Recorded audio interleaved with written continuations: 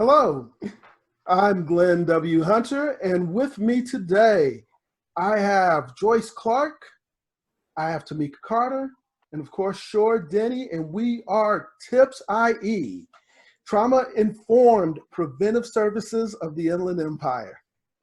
Today, we have a topic that is changing literally as we speak, and what we're focusing on right now, particularly here in Southern California, our kids are traumatized. And it's not just the ordinary trauma. Times are hard in Southern California. But today,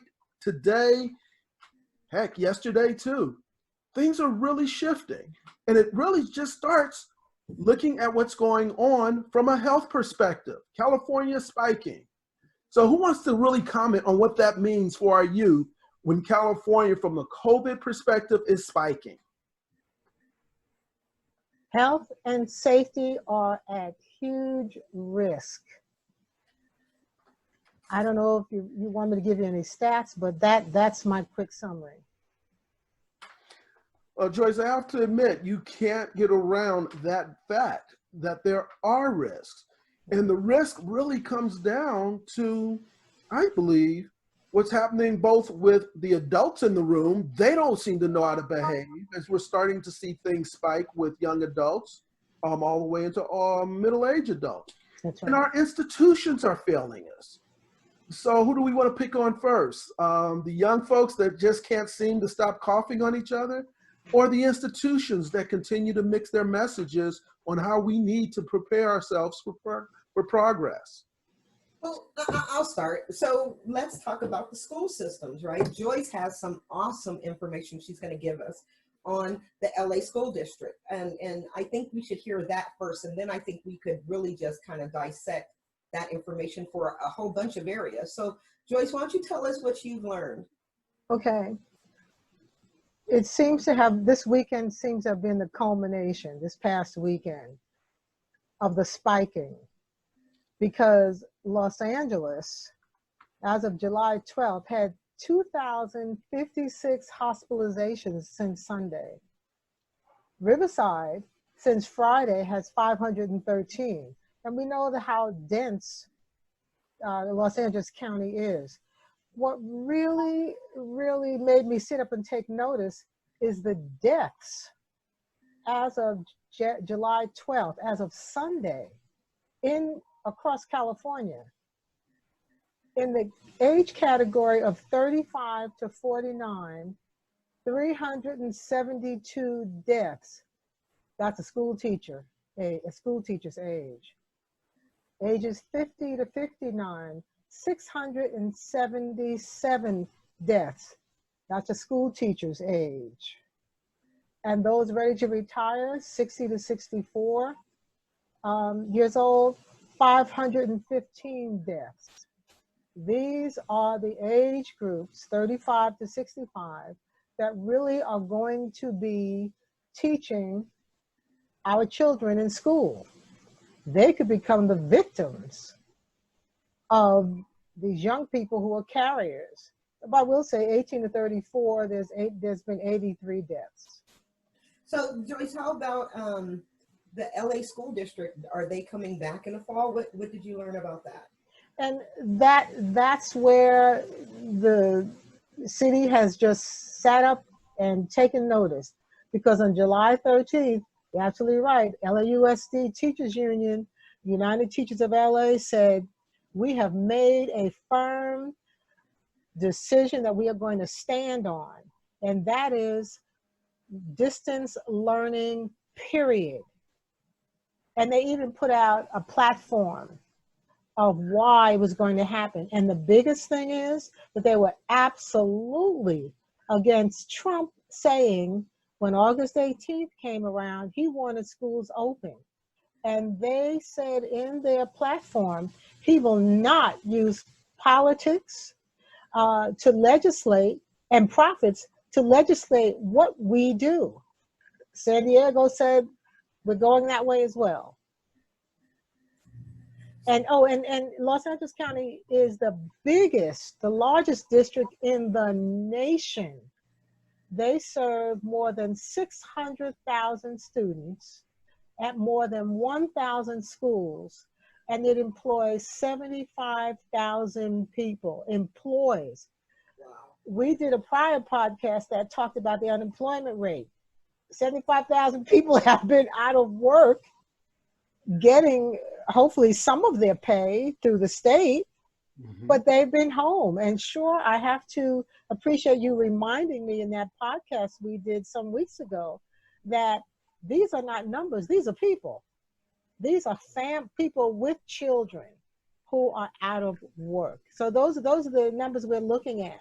LAUSD, 600,000 students that are going to be educated online between August the 18th and the end of December. So what that means is that we have options, and when you're talking about the youth and you know, how do they feel right now, I think their heads are turning, just like mine is turning, just like every educator's head is turning right now, because we don't know what is going on. The funding is funny. We got funds to come in to try to build, you know, the safe environment, you know, that the federal government has laid out for us, but not many schools can do that. So I think that, you know, I want to ask Tamika. Tamika, you have a third grader. How's your third grader doing, girl? How's your third grader doing? Don't record me saying this and don't repeat it. I've joked that I am ready to drop out of school for her. So I have a third grader. She is in year-round school. She actually ended school last year in June and started third grade. She ended second grade and started third grade the following week. It's been hectic, very hectic. I feel like when school got out last semester, it was kind of a surprise. They just took it easy on us. They allowed, you know, just turn in anything, you know, your grade won't be lower than whatever it was when we left in March. This year, it seems that they've gotten their bearings. They've got a beautiful, beautiful way of educating people online to do this full virtual learning classes, and, you know, the kids check in for their specials and Zoom and all of this. However, I don't think they took into account that they need parental support to do this. And if you're in a single parent home, if you're in a home where someone's trying to work or working from home, I really just don't see this being feasible. And that's the distance learning. That is the 100% distance learning. It's full speed ahead. And I can say, even for myself, I have to take several breaks throughout my day to make sure she's either on task or that she's clicked on to the webinar on time. And that's a lot for a third grader. It's a lot for a third grader who is on level, if not advanced. So when I think about the hordes and hordes of young people who are not on level, I don't see this. I don't see this working. And I say that as well as a parent who has spent significant time in classrooms, significant time tutoring, even teaching. And I have a certain skill set that helps me be able to work with my daughter. Even my best friend is a therapist, and she said, well, that means you got to set timers. For every time she's got to get on the computer, just have timer set. And so I asked, are we going to have the behavioral health people there to help teachers and parents to do those types of things? Because even myself as a therapist, in a panic, I didn't even think of that. My best friend was like, set a timer, Tamika. And I didn't think of that. So for my parents who may not even speak or read the same language as what is being taught in school, for my parents who are, again, single parents or who are essential workers or even working outside of the home, how is this going to work? And so I go all the way out to bring it back in. I've mentioned this to some of my close friends. Is education really that much of a priority right now? We have physical health at risk. We have mental health and trauma at risk. Not even at risk, under, you know, going through it. And now we need to divide. And now we need to multiply. And I am a learner. I love learners. I love teaching, educating, and being educated myself. But I just feel like we need to stop and take notice that something is going on in our communities and in our country, that plus minus is not really the most important thing right now. But I do think that what you brought up, Joyce, was really important, again, and Shor as well, that the teachers are hurting though. So I don't want to cut school out and then we have 75,000 people who don't have income. But my question is, how do we do this? And, you know, for myself, who's had a lot to say about the educational system, I'm almost drawing a blank here. I'm really like, this is for the professionals. You guys have to go back to the drawing board and figure this thing out. But sending kids into buildings to contract COVID and then to pass it to teachers who take care of their elderly mothers, that's not going to work. That's not going to work. And expecting parents to be written into lesson plans in such a way that my child throughout the day may have to come ask me for change or a yardstick or whatever it is, that's not going to work either. So we've got to figure this out, and we've got to think a little bit harder. There are alternatives that we can go to. My daughter was homeschooled, probably half and half, and she graduated homeschool. And the biggest part was time management. The school is the teacher, right? The parent is the monitor. And it's getting parents to find out how we can fit the monitoring in while we're teaching our youth time management that we've never taught them, right? Because they were shuffled from one class to the other. They didn't care what time it was. They didn't, here. Just rang the bell, ding, okay, switch. Yeah. And so now my third grader is needing to learn time management on the level that my 8th grader knows it. Right. And I, as a parent, I'm conflicted, right? I don't really necessarily want my baby to grow up that fast. Yeah. Just think of how great it would be for teachers, though, when the kids go back and they've already learned how to manage their time. It's going to make the teaching much easier in school if we're able to pull this off. If we're able to pull it off. Another option would be to have a home like every 3 blocks that has like a teacher in it, have maybe 10 kids there with their monitors. They bring their computers to that space and you have learning spaces within the neighborhoods.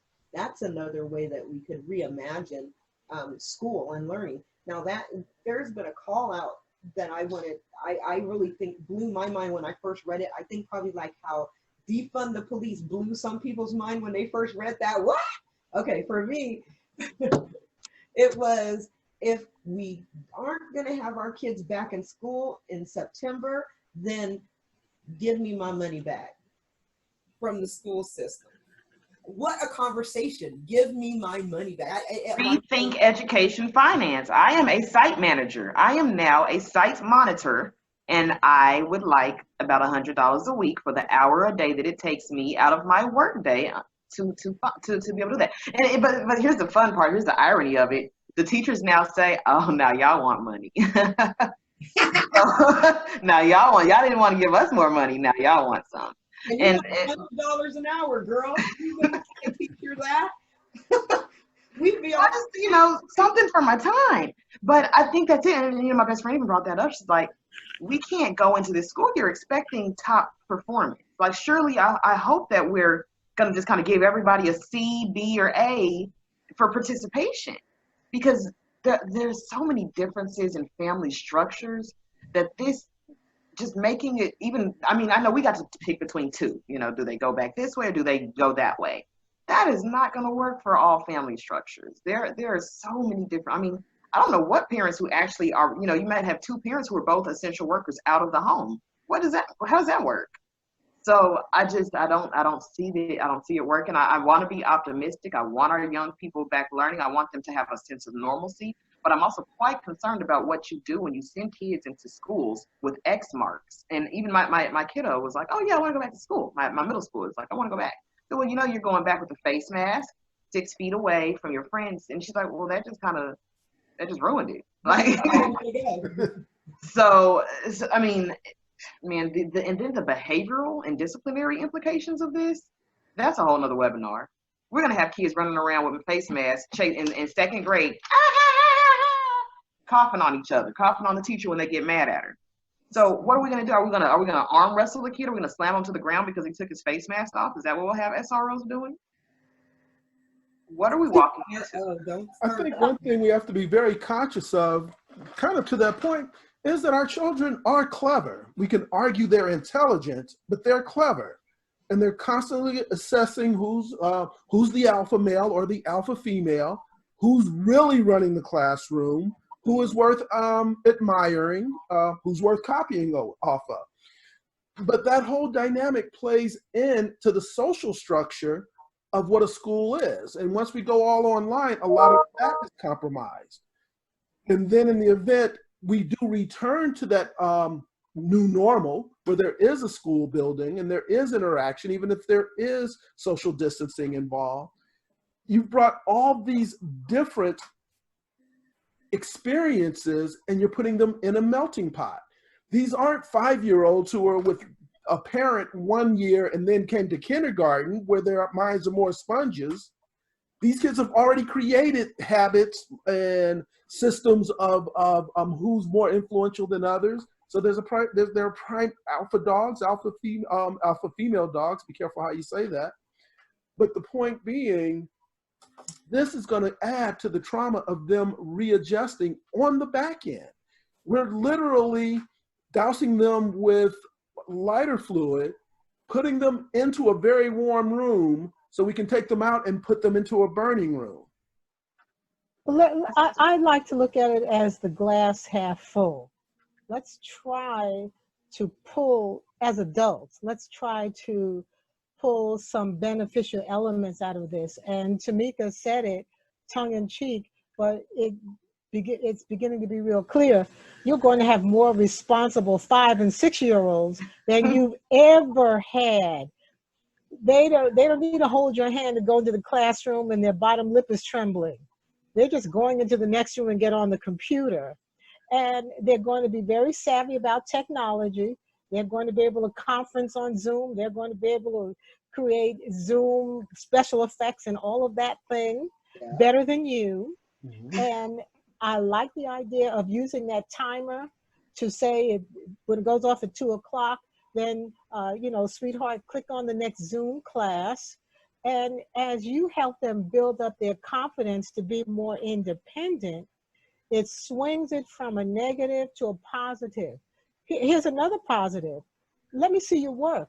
Let me see your work. Oh, excellent work, excellent coloring, excellent craft, excellent spelling test.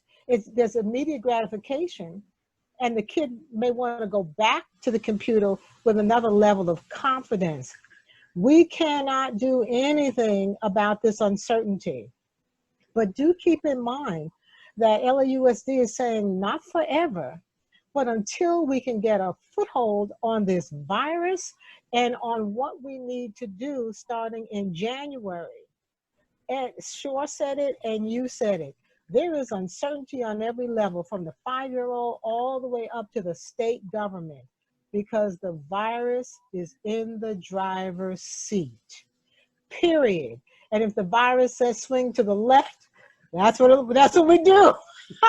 That's right. And if the virus says lock us down for 2 more weeks, that's what we do. And everything you built up and planned on for those 2 weeks moving forward go out the window, out the window. And I'll just digress here. Restaurants who had just opened up, and the governor allowed them to catch that July 4th, just before the July 4th, what happened to them yesterday? Everybody's back on lockdown. And they put all of this money into sanitizers, plastic glass shields, the monitor for the temperature. They did all of that because they knew they were going to be open up the end of July. That was a short-lived honeymoon. Be prepared for that in the educational system. It may be like a crazy fire drill.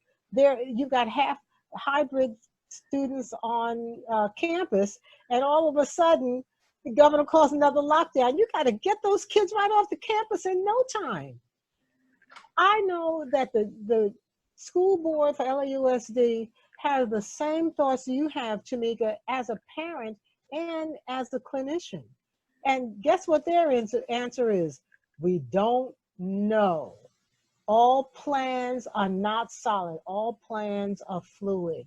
And if we live with that, that's the positive. If we're flexible and ready for change, that's the positive. And both you and Shor can tell me if this reduces some of the anxiety that leadership is feeling if they look at it as fluid and will move with the change. I do in some ways, but I think the worry in that is that we do a lot to maintain the present state. And so at each stage, at each shift, there are sacrifices that every individual and every family are making. And so, like, I'm just, to be frank, I'm like, okay, my kids started in July. Nobody else is really in school yet. So we're sacrificing some things seriously in terms of career and other logistics of our household to maintain their back in school. But what does that mean? You know, if I put my business on hold, if I put my job, whatever on hold, and then in August when everybody else gets to school, they're like, oh, this isn't going to work. Just chunk July. Then did I make all those sacrifices for nothing? What if we get to September and we like, y'all, we can't do school. Everybody's got it. But that's one of the things, and I interrupt you for this reason. That's one of the things that LAUSD talked about, is that they need an uptick of their counselors, because these kids are home, they're traumatized, they're uncertain, they can't raise their hand and ask the teacher a question, really, because even though they're on Zoom, it's a feeling of distance from the teacher. And they're not going to get up out of the chair and go ask you because you're trying to work. So they're asking for more counselors. And one of my friends, she spent all of these months doing professional development for teachers in LAUSD, teaching them how to be more robust teachers online. Because for everybody, this is new. And one of the interesting things she said in a conversation I had with her, she said, teachers do not know how to teach online. Yep. Because they've never had to. I would never think that. I think a teacher is a teacher. But there is a system, there's a way, there's some emotional nuances that are important to the kid. The kid sees the teacher online, and the teacher still has to act like a teacher, look like a teacher, be effective for the 15 kids on this gallery shot 28. that she's talking to. 28. Educate me. Yes. You know, and I felt bad for myself. That point, Joyce, because and actually bring Tamika's point in there as well about the fact that blended learning is a curricular skill. That's different than classroom learning. That's right. So our teachers, and as we've seen, we're talking 40 and 50-year-olds in that number. They're learning a new type of learning, or excuse me, a new type of teaching for a group of very young people who are trying to get a new type of learning. So I want to get back to the fact that the adults in the room are really creating havoc by de facto being involved in the situation. So we have school learning systems that are being developed as we go along. So we're learning differently, and there's going to be some bumps along the road. More importantly, our children who are in the LA system or the San Diego system, their peers who are nearby, be it Riverside, be it Orange County, or maybe it's in the private school world or the charter school world. All of those right now are going to do something different. According to one piece I read, the Board of Education and the Department of Education in Orange County can't agree. I mean, we cannot even get out of the penthouse. That's right. To the first floor to tell the people. Because the board makes recommendations, but they cannot force a school to do, or the district to do anything. And I mean, we talk about Orange County and California. They're across the nation. So I think I'm privileged at times, right? That I have teachers in my child's school who have master's degrees, right, in teaching, who have undergone significant, experience and training and all that. But I know that there are districts where they're taking in people who have degrees in whatever and throwing them in the classroom because they have teacher shortages. Right. What does that look like? Because even just in my last year to this year, my kiddos' teachers, I saw the difference in their technological abilities. And that's why last year was a little easier, because I think last year's teacher did not have the same ability that this year's teacher. This year's teacher, I think I'm in college with my child. And so I say that, and we say that, like you said, teachers are getting trained. Joyce, you said the teachers are getting trained. Parents are going to need training. We don't know how to. Absolutely. I'm trained. And I'm struggling. And so for my parents who barely made it out of high school, if they even made it out of the 6th grade, again, those who do not speak the language that the teacher speaks, those on IEPs and 504s, you know, that is so serious. There's so many different avenues of this that it's like we almost have to pilot it and try it and see before we experiment on hundreds of thousands of children. Like, we've got to really think through like the logic of this from point to you know, we got to troubleshoot. We got to say, you know, what does it look like when a person who needs extra time on a test because they have 504 accommodations, what does that look like? What does that actually look like virtually? How does that Stay right there.